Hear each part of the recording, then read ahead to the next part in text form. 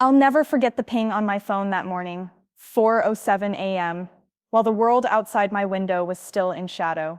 I'd been half dreaming about the project I'd sworn to finish, subconsciously reviewing client notes, when the screen lit up. Mark, I want a divorce. No good morning, no are you up? Just those 5 words, stark against the black screen. My chest seized, the coffee I'd brewed 30 seconds earlier went cold in my hand.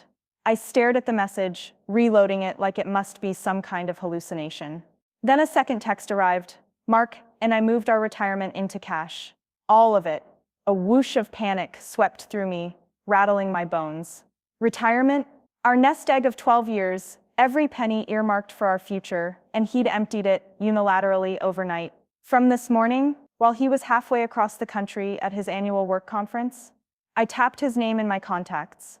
Mark Campbell glared back at me, his profile photo frozen in a tuxedo at our daughter's 8th grade dance. I tapped call. It rang once, twice, straight to voicemail. I dialed again. Nothing. My island of sleep-fogged peace shattered. I stood, stumbling into the hallway, and flicked on every light. In the kitchen, I punched at the buttons on the coffee maker until it sputtered to life again. My hands shook so badly I spilled grounds onto the counter. I texted back. Why? Where are you? We need to talk. Now. No answer. 3 hours later, at 7:15 a.m., I was curled on the couch in my workout clothes, my plan to jog 20 minutes thrown to the wind, staring at my phone as if it held the answer. I scrolled through the banking app, balance $0. The smiley face icon that usually announced new deposits was gone. The account was empty. I swallowed hard, throat tight. My wedding ring felt suddenly foreign on my finger. Was that why I'd awakened in tears this morning? My safe future gone. Our marriage, apparently frayed beyond repair. And Mark, he was apparently unreachable. I typed and deleted a dozen texts, too raw to send. Finally, I forced myself to focus. There were logistics to handle our daughter Lily's college savings, the mortgage auto drafts that would bounce within days. Panic clouded my judgment until I took a deep breath and dialed my financial advisor, Tanya. Tanya, I said when she picked up. Good morning, Ellen. Everything okay? I closed my eyes. No, the joint IRA? It's been liquidated. I don't know why, I can't get Mark on the phone. The checking account too. It's empty. Silence crackled. Then, I'm so sorry, Ellen. Give me 10 minutes. I'll pull the transaction history and call you back. I slumped onto the couch cushions. Thank you. At 8 a.m., Tanya called. It's all there last night, around midnight Eastern. Full liquidations, bonds, equities, funds, swept into a cash sweep account. Then transferred to an external account at Fidelity under Mark's login. I can't reverse it without his authorization. And the conference venue's Wi-Fi logs show him online at the time. My jaw dropped. He premeditated it. She exhaled. I'm so sorry, I'll freeze any transfers out of the Fidelity account immediately. But Mark would need to authorize any move back. Otherwise, you'll need a court order. Court order? My stomach lurched. I imagined a judge issuing a writ while I tried to explain, my husband stole our retirement. My blood pounded. Could you help me secure an emergency order? I whispered. I know a lawyer who handles financial emergencies. I'll make the introduction today. My breath felt ragged. I forced it steady. Thank you, Tanya. You're a lifesaver. I'll email you in 15. Hang in there. I hung up, and for the first time since dawn, tears welled. The humiliating truth sank in. He'd planned this, the divorce text, the financial gut punch, timed to hit me the moment I was vulnerable. At a work conference in Denver, no less far from home, I sank to my knees on the coffee-stained rug, hugging the couch cushion like a lifeline. Lily woke at 8:30 a.m., bleary-eyed in her pajamas. Mom, what's wrong? She asked, strolling into the living room with her phone in hand. I wiped my eyes. Nothing, sweetheart. She sat beside me, frowning. You've been crying. Did you have a bad dream? I pulled her in for a hug. Just a rough night, honey. Go get ready for school, okay? I'll drive you in 15. She nodded, but her eyes were worried. Okay. Do you want me to call Dad for you? I blinked back tears. No, just have a good day, okay? She hugged me and patted off. I watched her go, my heart a ragged punch in my chest. How could I explain to a 10-year-old that her father had vanished from her bank account and from our marriage in a single, brutal text? I didn't have time for grief right then. I had bills to pay, a mortgage to protect, a kid who needed braces next year, college the year after that. I pushed myself upright and reached for my laptop. By 9 a.m., I had a plan. First, secure a court order to freeze and reverse the fund transfers. Second, call in favors to shift daily expenses to my personal line of credit, averting bounced utilities. Third, figure out where Mark was and why. And fourth, decide whether this marriage was even worth saving. I drafted an email to the emergency attorney Tanya recommended. Subject: urgent emergency motion for temporary restraining order. Dear Miss Graham, I need an emergency TRO to freeze and reverse unauthorized transfers of marital retirement assets initiated by my husband, Mark Campbell, while he was at a work conference in Denver. My minor daughter and I face imminent financial hardship, and Mark is unreachable. Please advise ASAP. Ellen Campbell hitting send felt like throwing a flare into the sky. I double-checked my credit accounts, scheduled calls with our mortgage provider, set alerts for bill pay. Every beep of the screen reminded me, money gone, power gone, stability gone. At 9:30, I called my mother. She answered on the third ring, voice thick with sleep. Mom, I need help. Within 10 minutes, she'd promised to watch Lily tonight, drive her to school if need be, and keep her busy so I could handle legal calls. It was a lifeline. Thank you, I cried. Sweetheart, you'll get through this, she said. You're stronger than you think. Her confidence bolstered me a little, like a damp log catching flame. I spent the rest of the morning juggling calls. Mortgage officer Greg agreed to pause auto drafts. Our car loan provider extended a grace period. The lawyer set our TRO motion for this afternoon. My inbox filled with supportive notes from friends. Call me if you need anything. And I'm so sorry. Let me know what I can do. And then at 11:47 a.m., my phone buzzed with a new message from an unknown number. Unknown caller. I have something you need to see. Meet me at the hotel bar. Coffee B1 and 2. No name, no signature, just a lifeline dangling before me. My pulse spiked, wedged between exhaustion and desperation. I stared at the screen. Was this a con? A friend of Mark's trying to warn me? Or something worse? I closed my eyes and exhaled. Coward, I muttered to Mark's disappearing act. If you're going to wreck my life, at least give me answers. But Mark hadn't given me the courtesy of a voicemail. Now this stranger was beckoning. I checked the clock, 11:50. I had jobs to juggle, a court date looming, a daughter to calm, and a marriage to decide. Yet a sliver of curiosity flickered. What did this mystery caller know? I shot back a text. Who is this? What do you have? And hit send. The reply was almost immediate. Unknown caller.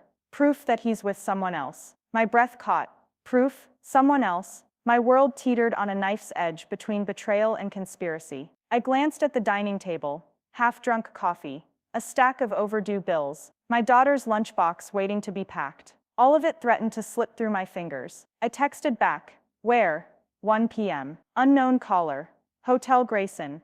Bar table by the window. Look for me in a blue blazer. I'll have the seat for you. The Grayson? The conference hotel where Mark was speaking. I remembered the sleek lobby with its mirrored columns, the only place in Denver I'd seen that offered 24-hour business center access over the weekend. My pulse roared. Could I drop everything? Legal calls, family, financial crisis to chase a rumor? Or was this my only shot at answers? I stood, heart hammering, as restless as the wind outside. I grabbed my keys, slid into my shoes, and paused at the front door. I glanced at the ceiling. Mark Campbell. I whispered into the empty house. This ends today. Then I walked out, toward whatever truth awaited me behind the bar at the Hotel Grayson. I hailed a lift on the sidewalk, my pulse drumming in my ears as I slid into the back seat.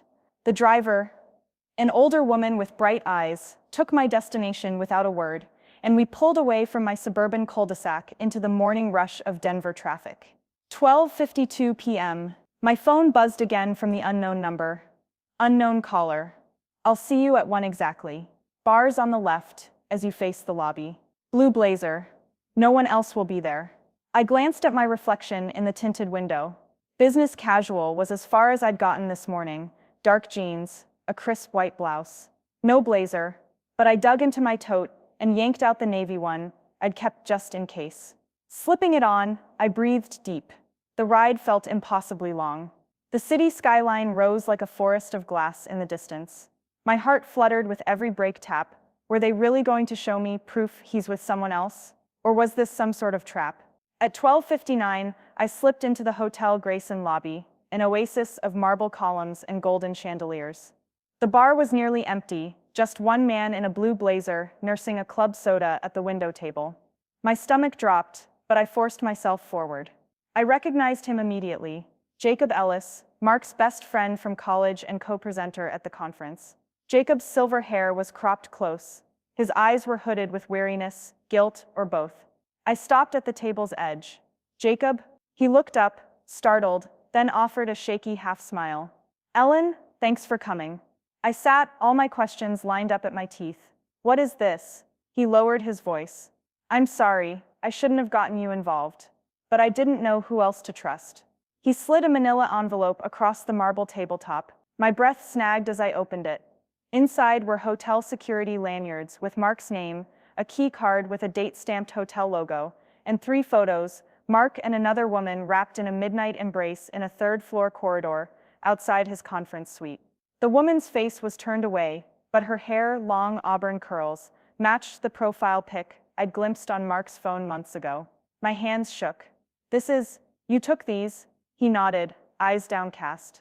"I saw them when I was making copies of our slides at the business center at 2:00 a.m.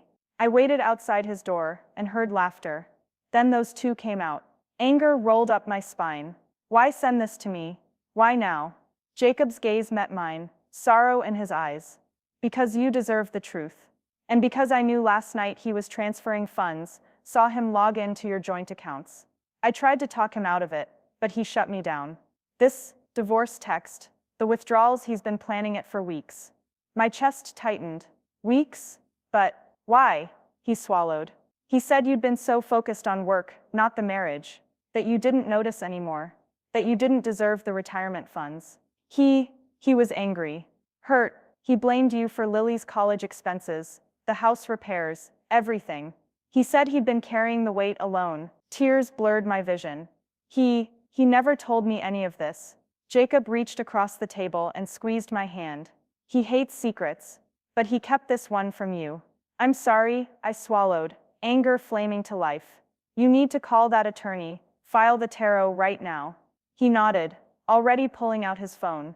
"I'm on it." At 1:17 p.m., the lift pulled back up to my house. I dashed in, kicked off my shoes, and found our attorney's intake form glowing in my inbox. While Jacob coordinated with the hotel's head of security to secure timestamps and access logs as additional evidence, I filled it out: affidavits, transaction records, the photos, Jacob's witness statement. File by 3 p.m., the form read, and I was determined to make it. By 2:45 p.m., our lawyer, Simone Graham, called to confirm the emergency tarot was granted and all assets frozen pending hearing. With trembling relief, I closed my laptop. The immediate crisis was contained. Those stolen retirement funds couldn't vanish now. Next, the divorce petition.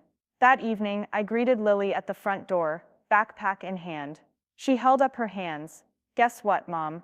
I hugged her fiercely. "Tell me," she grinned. "Drama club got the spring musical. I'm a lead." Her joy prickled through me. I crouched to look her in the eye. "That's amazing, baby. I'm so proud." She launched into details: costume fittings, rehearsal schedules, song choices. As she prattled on, I realized what truly mattered: protecting her future, rebuilding our security. In the days that followed, my world narrowed to court dates and school pickups. Mark's name appeared in filings, his counsel responding with countermotions. I sat in Judge Ramirez's courtroom, heart hammering, clutching Jacob's envelope of photographs and email logs. Under oath, he testified. Mark's whispered admission at the business center at 2:03 a.m. The judge's gavel punctuated each statement. By afternoon, the judge extended our tarot into a preliminary injunction, compelling Mark to repatriate the funds or face contempt. I left the courthouse in tears of relief.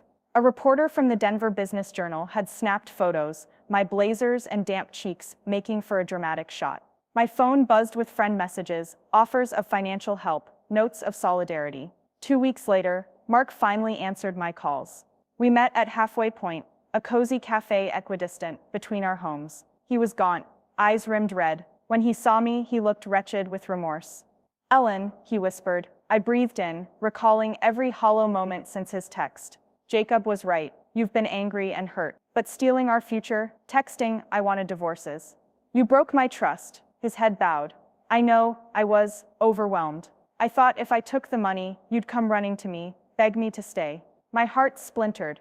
By robbing our retirement? By lying? He fumbled for words. I didn't know how else. I saw you working late, Lily needing braces, the house falling apart. I felt like I was drowning. I closed my eyes. You should have told me. We're in this together, we promised. He exhaled, pain carved in his face. I'm so sorry. I love you. I love our family. I stared at him, torn between the years of partnership and this betrayal. Outside, spring rain pattered on the glass. Finally, I nodded. We'll see what the court says, and we'll go to counseling. Together or apart, but with honesty. He drained his coffee. Thank you. Asterisk. Asterisk. That night, lying beside Lily as she camped out after our first pajama party since January, I felt a cautious hope stir. The road ahead would be rocky, divorce proceedings or reconciliation, dependent on what I chose. But one thing was clear, I would rebuild my security, protect my daughter, and never allow my financial future or my heart to be mortgaged in silence again. And when the sun rose tomorrow, I would stand, battered but unbowed, ready to reclaim not just my nest egg, but my dignity.